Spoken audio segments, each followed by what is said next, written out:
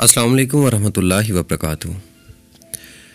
तो आज का हमारा जो टॉपिक है, आज दो दोस्त हैं मेरे। एक मेरी बहुत प्यारी माशाल्लाह हमारी सिस्टर है, नाम है उनका डॉक्टर हनाशा, जो कि इस्लामाबाद से रिलेटेड है। एक है एजे राजपूत भाई, वो भी इस्लामाबाद से ही हैं। तो उन्होंने पर्सनली मुझे मैसेज किया कि हमारे लिए कुछ अशार कहें, तो उनके लिए कुछ अल्फाज लिखे हैं, स्पेशली उनके लिए उनको डेडिकेट करता हूँ और आप तमाम अहबाब की नज़र करता हूँ। उम्मीद है मुझे कि आप तमाम अहबाब को पसंद आएंगे। तो जी, सबसे मेरा पहला जो है वो मेरी बहुत ही प्यारी बहन डॉक्टर हनाशा मोहतरमा जो इस्लामाबाद से हैं, उनके लिए है कि अब डॉक्टर हनाशा मोहतरमा के नाम करता हूँ ये मैं, कि डॉक्टर हनाशा मोहतरमा है खुश इखलाक और अपनी बात पे अड़ने वाली।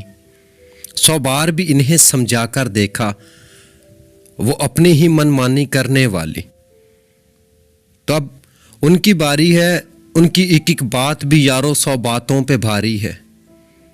थोड़ी सी ज़िद्दी हैं पर शायरी अच्छी करती हैं, टाइम भी काफ़ी देते हैं और बड़े ध्यान से सुनते हैं। हर फन मौला है, शायरी में लफ्ज़ भी उनका बेहतर है। जब भी पढ़ती हैं तो उनका एक एक लफ्ज़ सबसे बेहतर है। डॉक्टर हनाशा मोहतरमा जब भी कोई भी गज़ल, कोई भी मक्ता, कोई भी अल्फाज पढ़ती हैं तो उनको सुनना ऐसा लगता है कि जैसे आबशारों के करीब से गुज़रते हुए लम्हों को महसूस करने जैसा हो, कि जैसे आबशारों के करीब से गुज़रते हुए लम्हों को महसूस करने जैसा हो। शरारती भी वो काफ़ी हैं, बात बात पे तंग भी बहुत करती हैं। 100 बार उनको समझा के देखा है, फिर भी वो अपनी ही मनमानी करने वाली हैं। तो जी साथ ही मैं बढ़ता हूँ एजे राजपूत भाई की नज़र, कि एजे राजपूत भाई तंज़ो मिजाज के हैं माहिर और थोड़े से जज्बाती भी। ऐसा लगता है कि जैसे उसको छोड़ गए बाराती भी।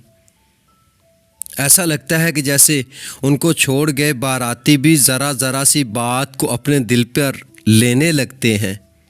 हालांकि बंदे अच्छे हैं, फिर भी ना जाने क्यों ऐसा करते हैं।